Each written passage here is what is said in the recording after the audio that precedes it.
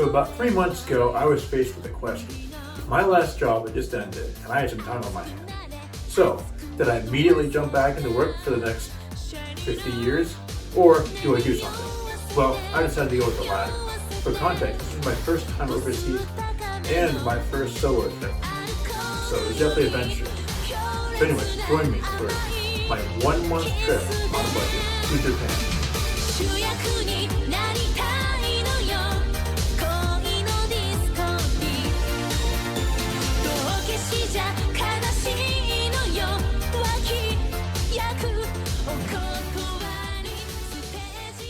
So immediately getting off at the airport, I was greeted with famous Japanese celebrity Hatsune Miku. You can see right there that is the face of a guy who's just been sitting on a plane for the last 16 hours.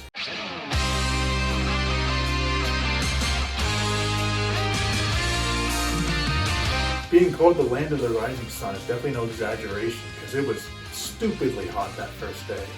Though I did manage to get a tour of the Imperial Palace and walk a little bit around the city, though it was kind of annoying because I had to carry around a gallon jug of water with me just to stop from overheating.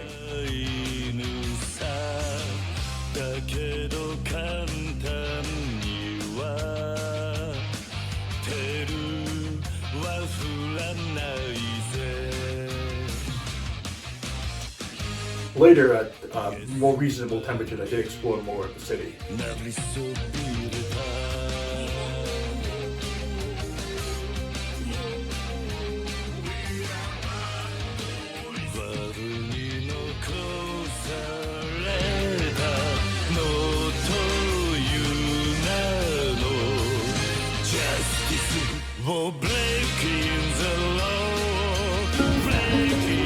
What the hell? That's not a cat. Where'd the cat go?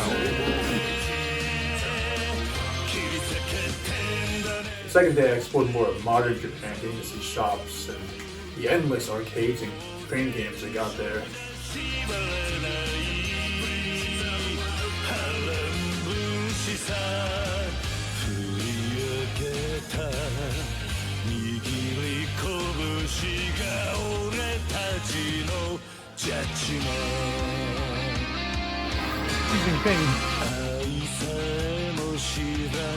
I was going to see some stuff that I was not expecting to see in Japan.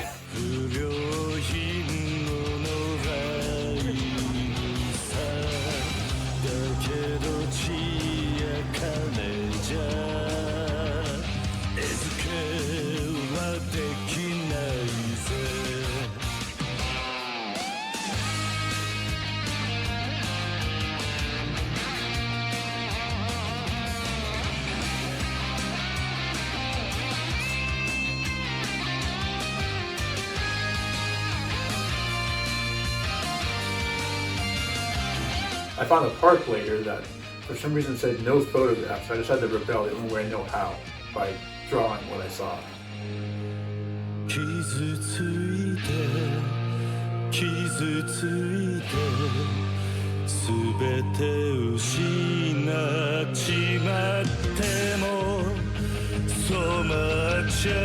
Day 3 was more Godzilla centered. It's funny, for a creature that is most famous for destroying Japan, they really love them there, because there was not one but 2 separate Godzilla statues, a Godzilla store, and a giant Godzilla head on top of a building.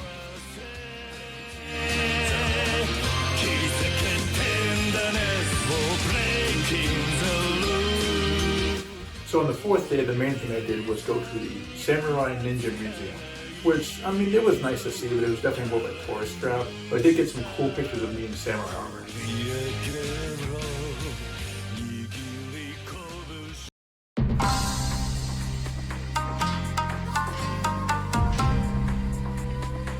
The way I structured this video is that, for the most part, day 1 was just me traveling to the new location, so I usually don't do as much interesting things.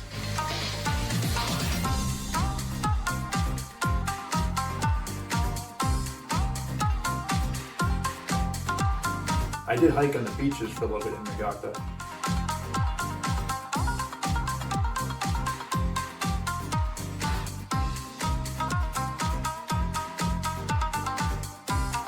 The owner of the hostel in Niigata also really loved cats. Like, she had pictures and everything was cat themed. And she also had 2 cats that she insisted that me and some other tenants take pictures with. And also he has a whole little thing where you can like feed the cats. It was fun. It was fun.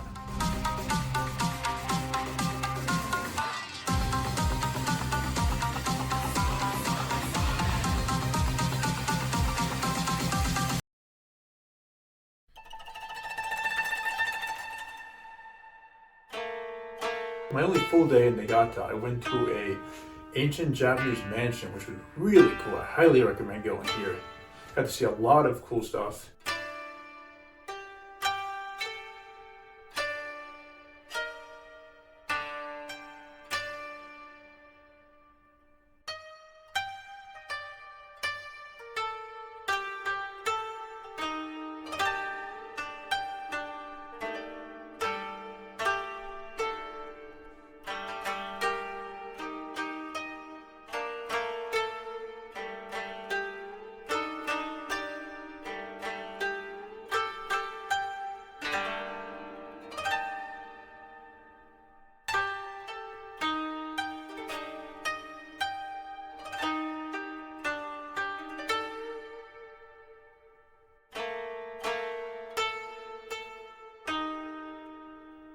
Later that day, when I was out walking, I decided to take a shortcut back to the hostel and went through some forest or whatever and just ran into a million spiders all over the place.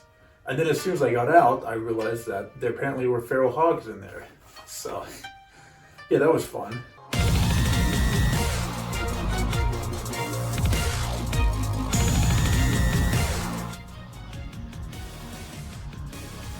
So Sendai was probably my favorite city actually, because it was bigger, like not as big as Tokyo or Kyoto, but it was a bigger city, but it wasn't like filled with tourists like Tokyo or Kyoto.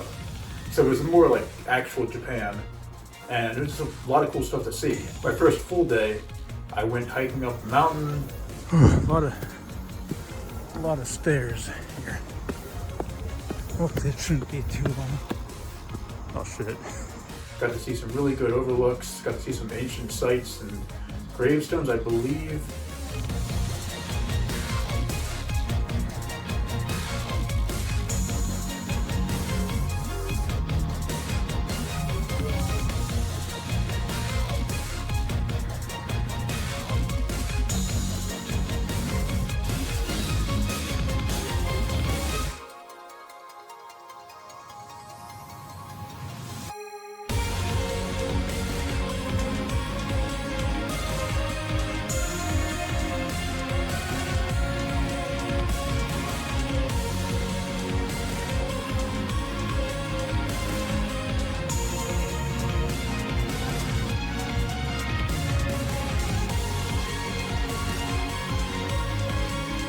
Second day, I more explored a castle ruins, some multiple statues of a samurai named Masamoto, I think that's his name.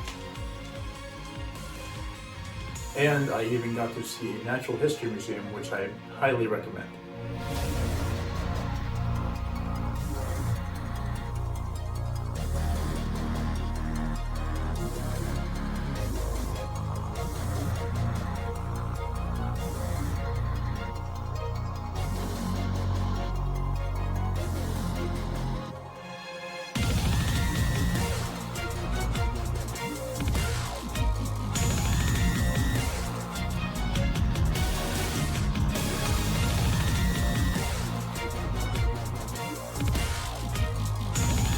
Late in the day also I found a reptile store, which is just kind of cool to see.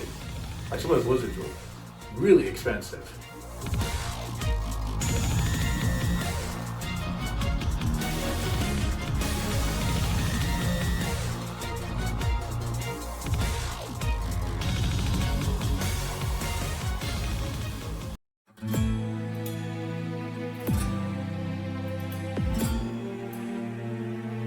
In Nikko, I ran into both Buddha and Jesus, like right next to each other. I didn't know they would be that close.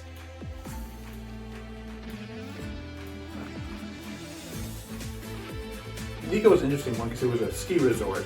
A lot more tourists there, but it did have some really cool temples.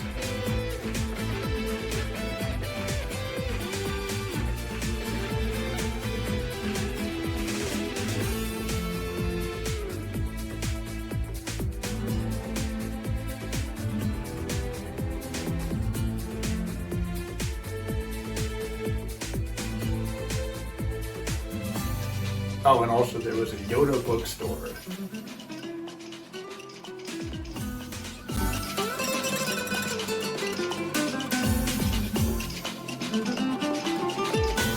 My only full day in Nico, I decided I gotta have an adventure. So I just found the trail and started walking for hours, like deep into the mountains.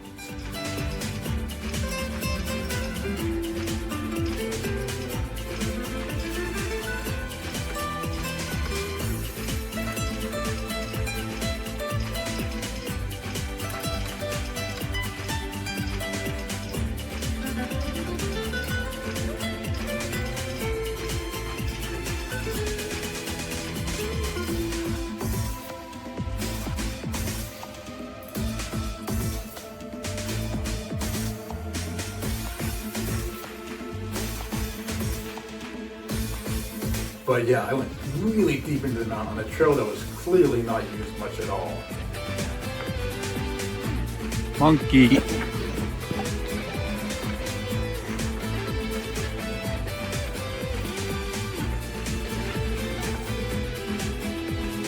There were a bunch of like dams also, like progressively got bigger and bigger. Actually, one of the places where I eventually turned around was just this enormous, like straight out of Game of Thrones level dam that just went way up. And there's like a trail on the side to go up the top. Really cool view.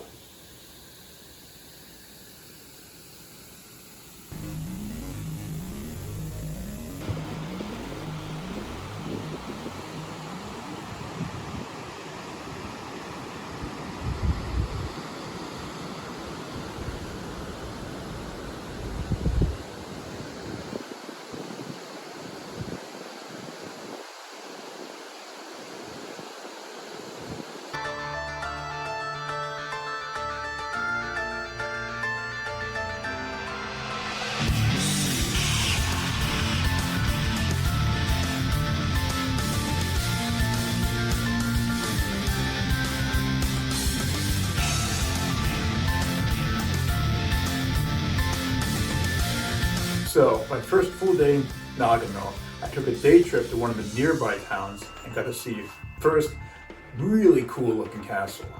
I had to go inside, I had to go all around.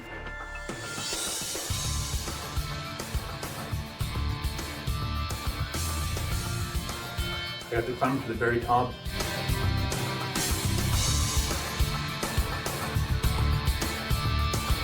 It's also interesting, this castle was made during the time when like guns were prevalent, so not only had they designed it for firearm warfare, but they also had a whole collection of guns on display that you could look at.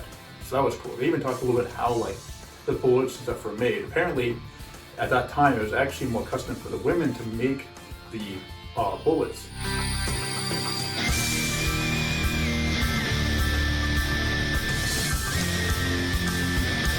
I also went to another natural history museum, which I found very interesting. It was a little bit smaller, and actually literally everything was in Japanese, so I couldn't read a damn thing. But I still found it very interesting looking at the pictures and the statues and stuff. So I highly recommend that place.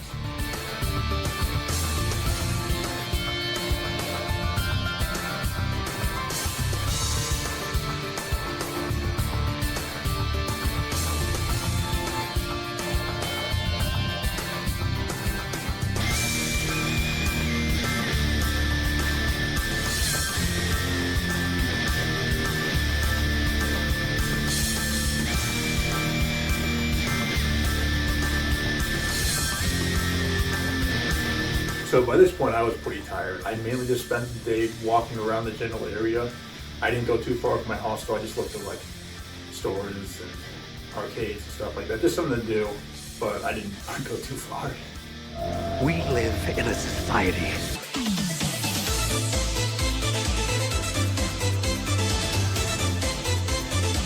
Arriving in Kyoto, I decided to do my tried and true method of just starting to walk somewhere, and it turned out pretty well this time because I found a trail going up the hill and somehow arrived at this overlook at sunset, like perfect timing.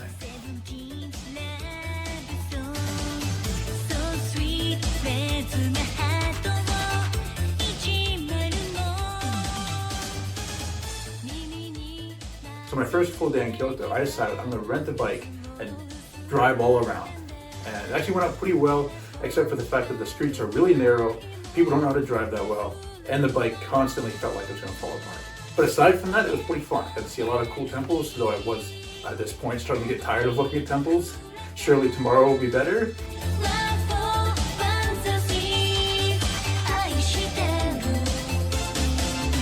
More temples.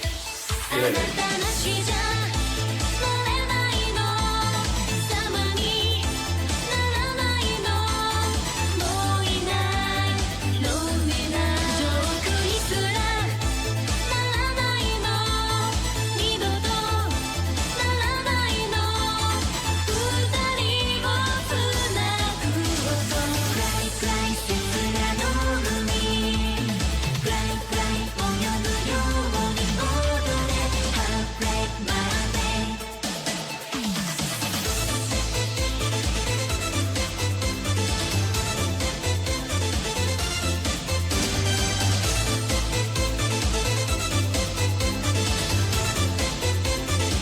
Day 4, I decided to go to the Kyoto Manga Museum, which was really interesting. Honestly, it felt more like a library at times because it just had a huge collection of books that you could just sit down and read.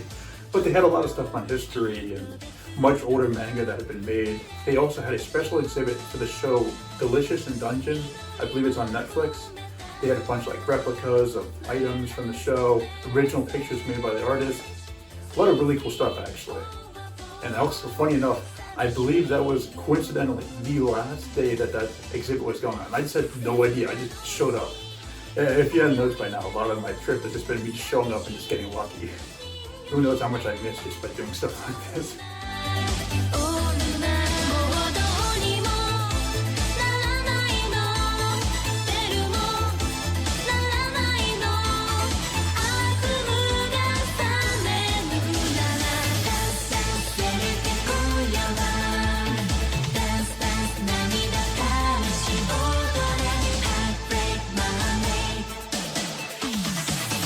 So later that day though, the only way to properly cap off that day, they had this giant row of toy gates that I heard about. So I get there and it just keeps going. There's so many of these damn gates.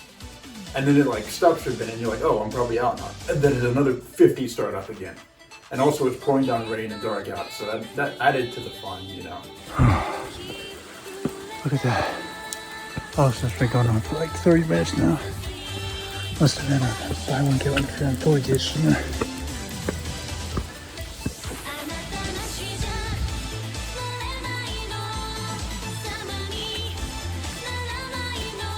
It's really raining. And I have not reached the top yet.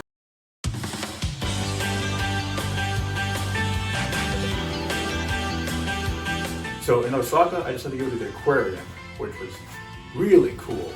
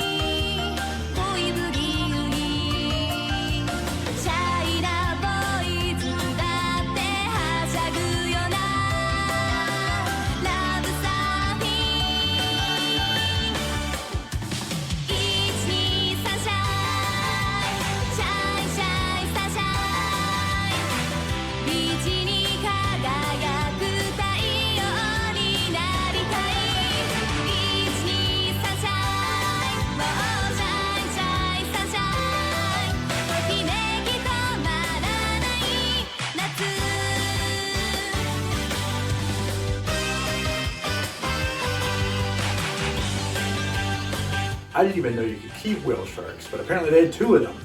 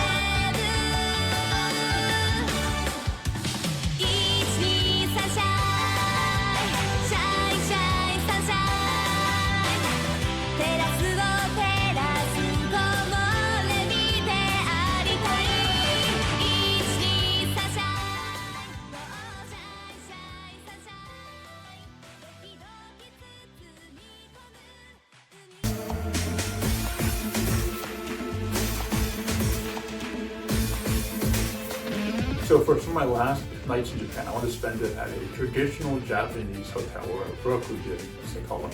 So I found this place on the coast, somewhat close to Tokyo, and stayed there for 2 nights.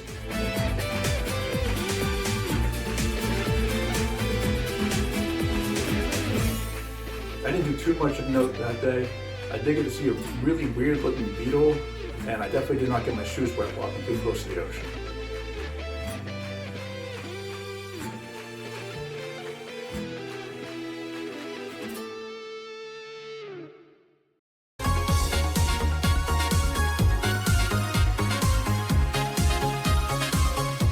Well, boys, we did it. I have made it to Tokyo Tower 1 month after being in Japan.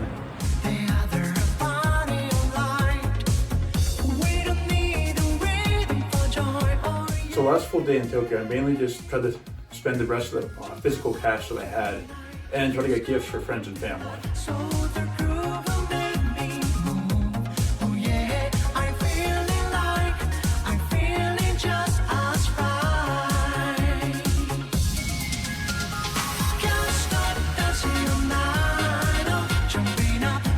And last day I flew home, nothing more to report.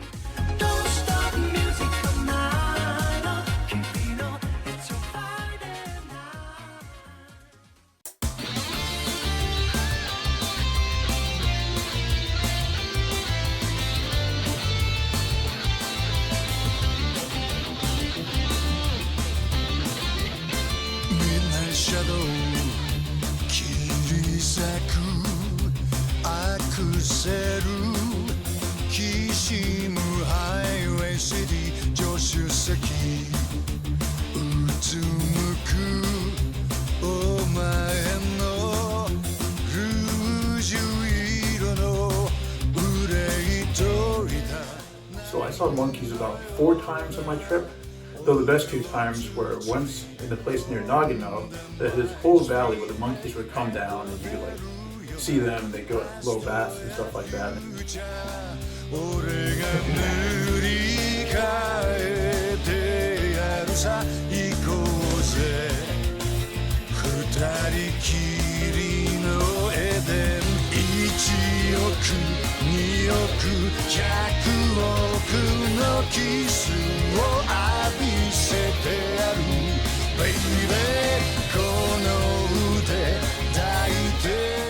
Second one was in Kyoto, and this one honestly felt more like a petting zoo almost. Well, obviously you couldn't pet the monkeys, obviously, but you could feed them, and the monkeys would come like right up to you almost. They'd walk right by you. So it was still really cool, but I think I liked the first one more.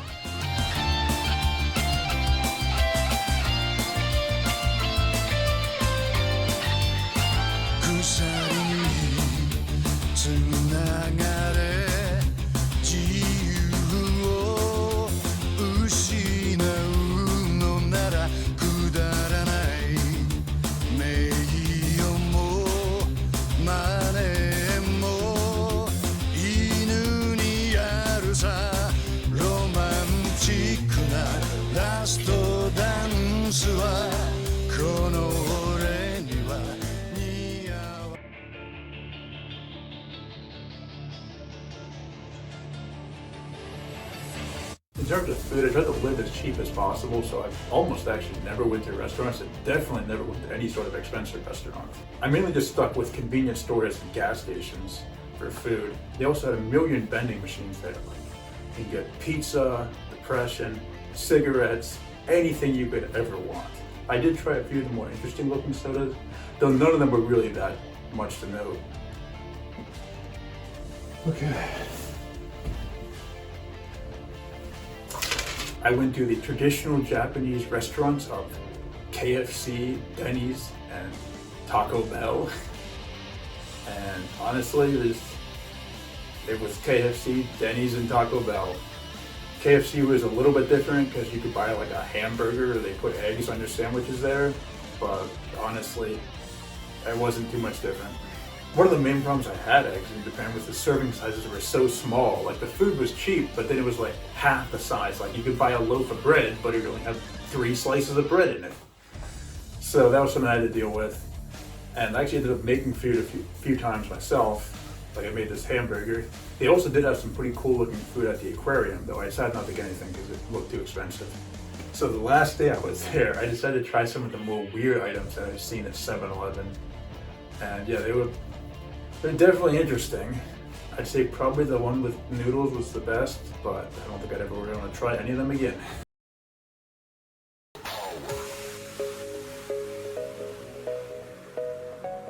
On my trip, I also met a lot of really cool people, and I contacted a few of them afterwards, and they were nice enough to actually share some of their videos. So here are some videos and pictures from some of the people I met. Big thanks to them for sharing these.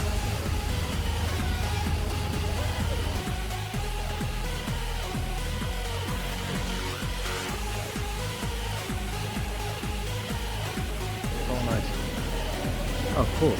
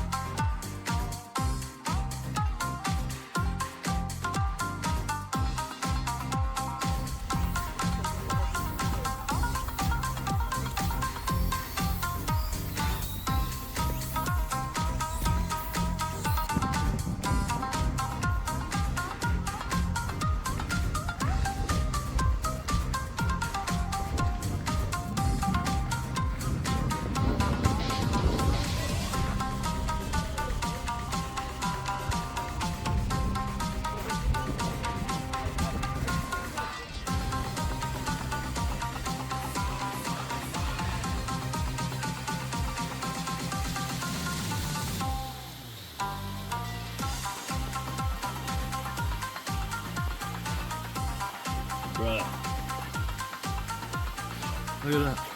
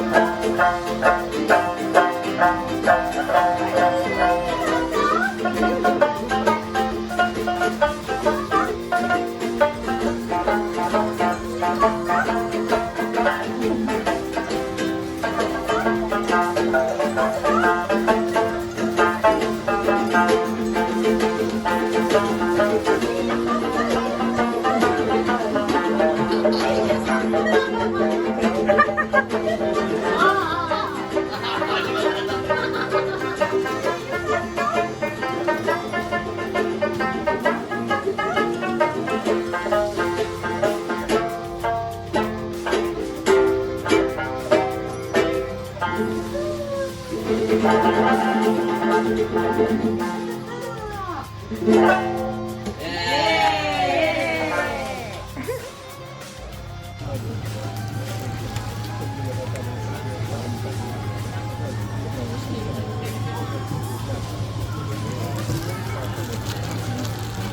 du, kannst du meine Hand nehmen?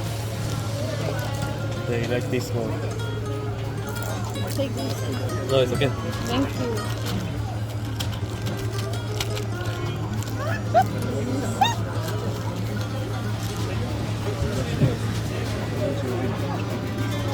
Because meine Hand, Just go and buy this. It's better. It's sweet potato. you don't like it? This, no, they don't have. Try it. No. Wow,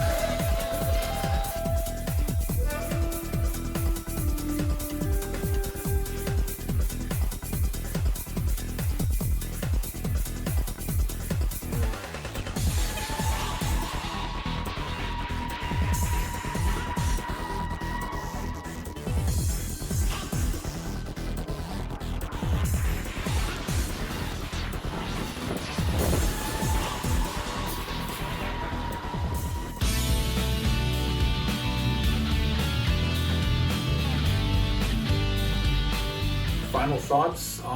I was surprised how much Mickey Mouse, Winnie the Pooh, and Snoopy were seen around there. Like, they were far more prevalent than I thought they'd be.